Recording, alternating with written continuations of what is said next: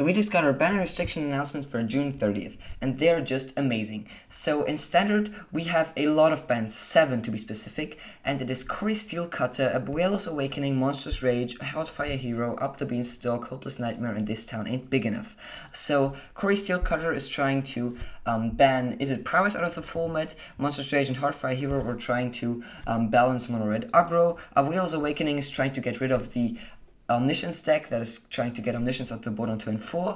Up the Beanstalk is trying to balance out Overlords after the fast decks are going to get banned. Hopeless Nightmare and This Town Ain't Big Enough are also trying to balance out Pixie for a post-ban Pixie metagame, which would also be miserable. So the metagame before the aggro decks being banned was just miserable. We had a top 8 in the Pro Tour Final Fantasy consisting of only Is It Prowess and Mono Red aggro, so that is amazing. In Pioneer, Modern, Legacy, Vintage, Pauper, we have no changes. In Alchemy, we have Cory Steelcutter suspended, which also makes a lot of sense. In Pioneer Best of 1, we have Tybalt's Trickery banned, because that card was just absolutely miserable to play against.